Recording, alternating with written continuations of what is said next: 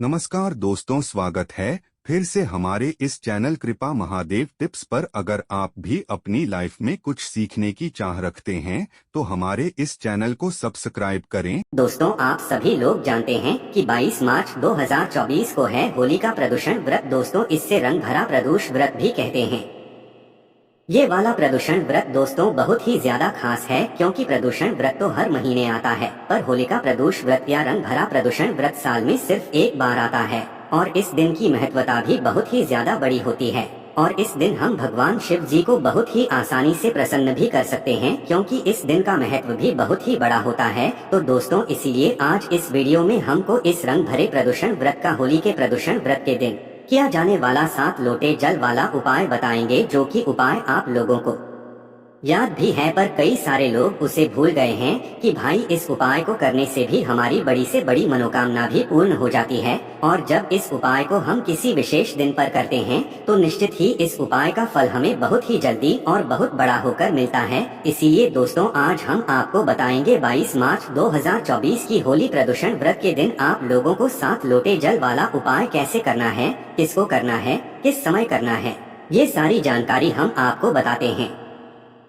सबसे पहले चीज दोस्तों, प्रदूषण व्रत एक ऐसा दिन होता है जो भगवान शिव जी का सबसे प्रिय दिन होता है। और इस दिन का एक समय होता है प्रदोष काल का या शाम का समय, जो कि भगवान शिव जी को बहुत ही ज्यादा अति प्रिय होता है। तो दोस्तों, इसी दिन आप लोगों को करना है ये 7 लौटे जल वाला उपाय। अब करना किसको है?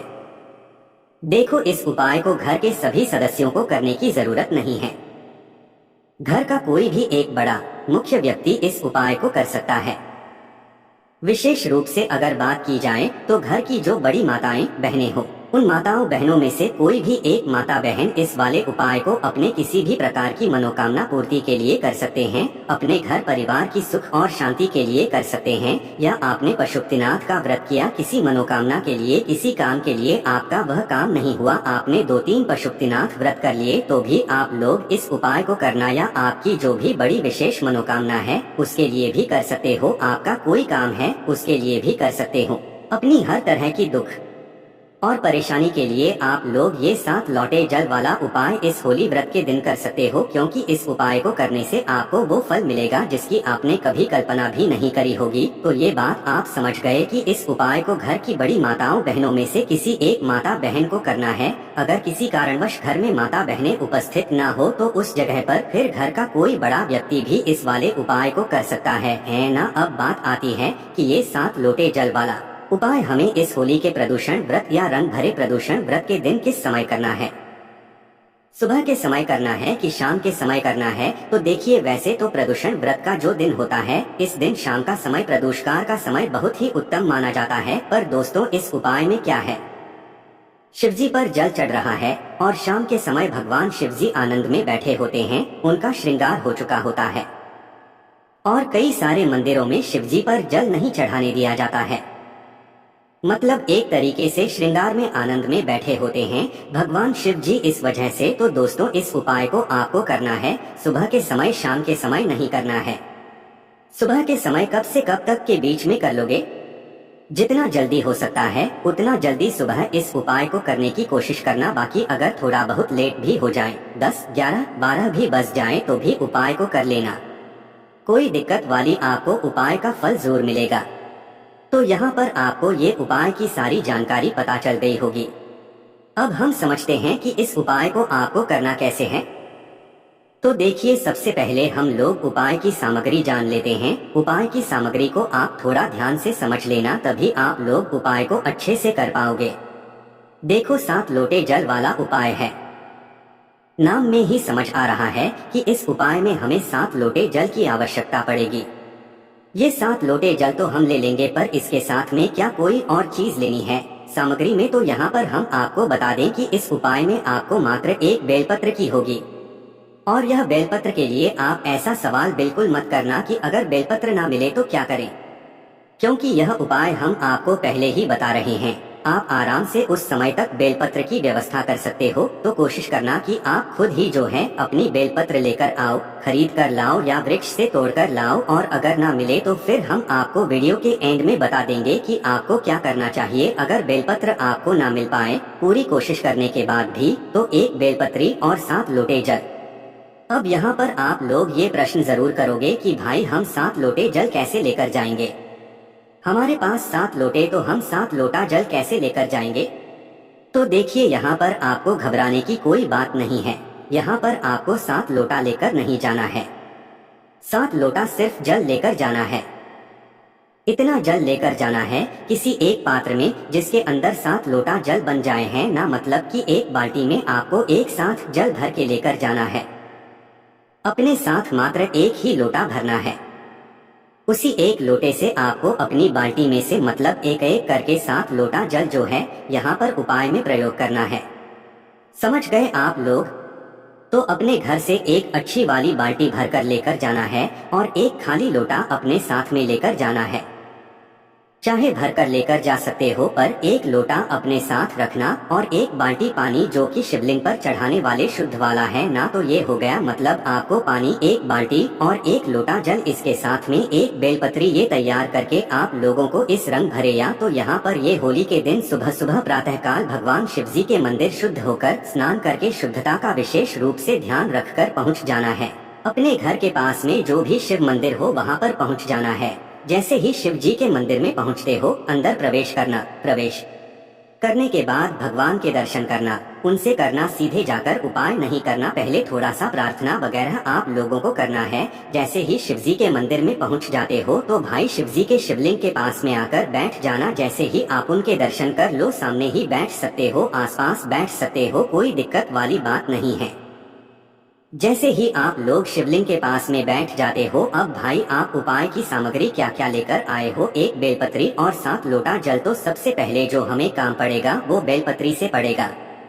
अभी हमें एक लोटा जल वगैरह कुछ भी नहीं चढ़ाना है, जाते से बिल्कुल भी जल नहीं चढ़ाना है, क्योंकि ये उपाय वाला जल है ना। तो करना क्या है, सबसे पहले अपनी एक बेल उठाओ। उस एक बेलपत्र के उपाय में भी एक ही बेलपत्र लगेगी, ज्यादा नहीं लगेगी है ना। तो करना क्या है, अपनी एक जो बेलपत्र आपने ली हुई है, इस बेलपत्र को सबसे पहले आप माता अशोक सुंदरी जी वाले स्थान पर समर्पित करेंगे। आप माता अशोक सुंदरी का स्थान कहाँ पर होता है? ये जलाधारी के बिल्कुल बीचों बीच में होता है। शिवजी होती है, शिवलिंग होती है, शिवलिंग जलाधारी होती है। जलाधारी के बिल्कुल बीचों बीच का जो स्थान होता है वो किसका स्थान होता है? वो होता है माता अशोक सुंदरी जी का स्थान है ना। माता अशोक सुंदरी के स्थान पर आपको सबसे पहले इसी एक बेलपत्र को समर्पित करना। बस ध्यान इस बात का रखना कि इस बेलपत्री की डंडी का मुख जलाधारी की तरफ हो, जहाँ से जल बहता है, नीचे गिरता है, और बीच वाली बड़ी पत्ती का मुख शिवलिंग की तरफ हो। इस तरीके से उस बेलपत्र को आपको जो है माता जी वाले स्थान पर या जलाधारी के बिल्कुल बीचों बीच में समर्पित कर देना है। समर्पित करने के बाद कुछ 5 से 10 सेकंड तक उस बेलपत्र को वहीं पर माता शुभ सुंदर जी वाले स्थान पर समर्पित रहने दो। उसके बाद जैसे ही 5 से 10 मिनट हो जाते हैं और 5 से 10 मिनट के अंदर आप भगवान शिव जी के नाम का जाप करते रहिएगा। जैसे ही 5 से 10 सेकंड, मिनट नहीं होंगे, यहाँ पर 5 से 10 सेकंड हो जाते हैं, तो बाद आपको इस बेलपत्र को माता अशोक सुंदरी जी वाले स्थान से उठाना है और उठाने के बाद इसी एक बेलपत्र को आपको शिवलिंग पर चढ़ाना है। यहाँ पर आपको 2 बेलपत्र नहीं लानी है, एक ही लानी है, और एक बेलपत्र को पहले माता अशोक सुंदरी वाले स्थान पर चढ़ाना है, फिर उसी बेलपत्र को 5 से 10 सेकंड बाद उठाना है और इसी शिवलिंग पर चढ़ाना है। बस शिवलिंग पर चढ़ाते समय इस बात का ध्यान रखना है कि आप जिस तरफ से भी इस बेलपत्र को शिवलिंग पर चढ़ा रहे हो उस तरफ आपकी इस बेलपत्र की डंडी का मुख नहीं होना चाहिए। आपकी विपरीत दिशा में इस बेलपत्र की डंडी का मुख होना चाहिए। मतलब कि विपरीत दिशा में डंडी का मुख होगा तो बीच वाली बड़ी पत्ती का मुख इस बेलपत्र की आपकी तरफ हो जाएगा। तो आपके सामने की जो दिशा हो, सामने की दिशा में आपको इस बेलपत्र की डंडी का मुख करके फिर इसे शिव जी की शिवलिंग पर समर्पित कर देना है।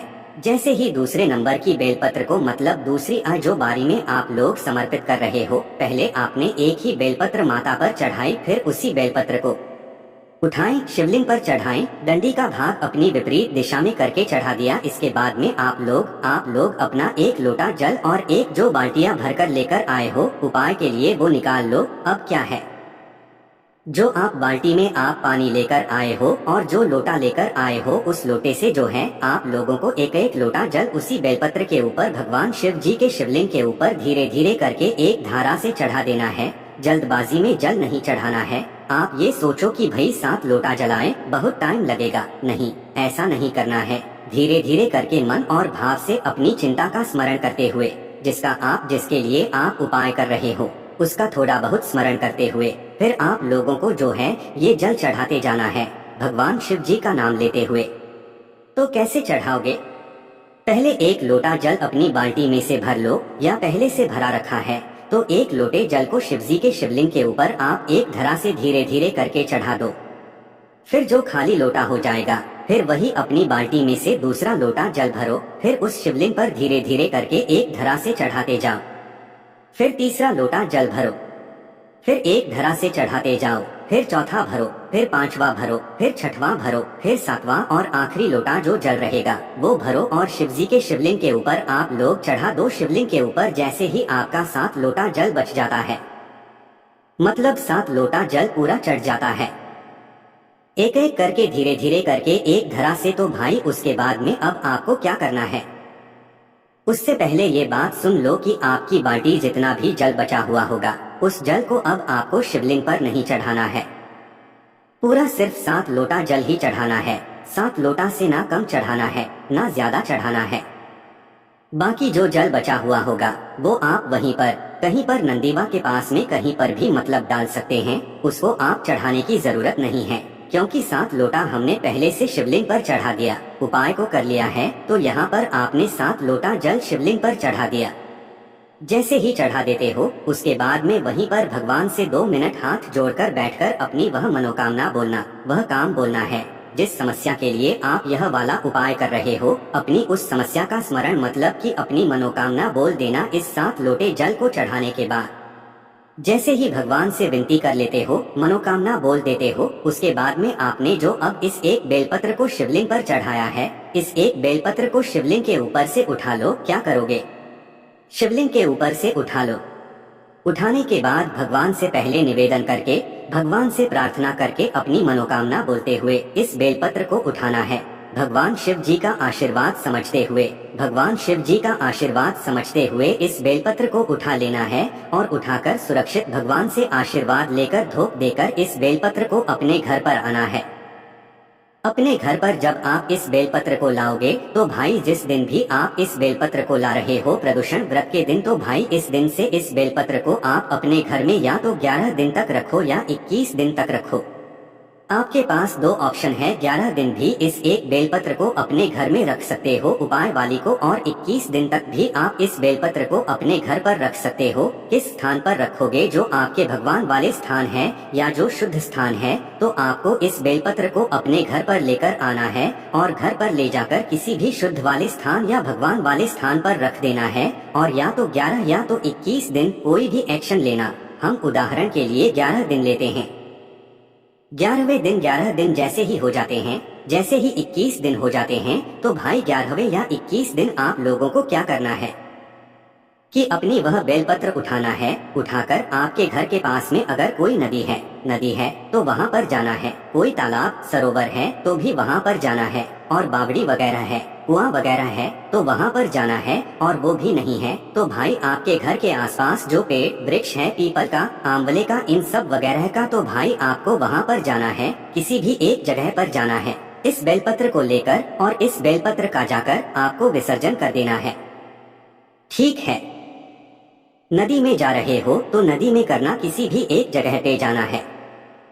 सरोवर में जा रहे हो, सरोवर में, तालाब में जा रहे हो, तालाब में, कुएं में जा रहे हो तो, या बावड़ी में जा रहे हो तो वहाँ पर। इसके बाद में अगर ये सभी जगह भी नहीं है तो भाई आपके घर के आसपास जो वृक्ष हो, जैसे कि आंवले का, पीपल का, बेलपत्र का, शमी का, तो भाई इस वृक्ष के नीचे भी जाकर आप इस बेलपत्र का जो है विसर्जन कर सकते हैं। और विसर्जन करते समय भी आप भगवान से प्रार्थना कर लेना, अपनी वह मनोकामना बोल देना जिस मनोकामना के लिए आप लोग अपना यह वाला उपाय कर रहे हो। नदी में कर रहे हो, पवित्र नदी में कर रहे हो, तो इस बेलपत्र का विसर्जन कर देना, वो चली जाएगी। और भगवान से निवेदन कर लेना, विनती कर लेना, और ये आपका ये वाला उपाय यहाँ पर पूरा हो जाता है।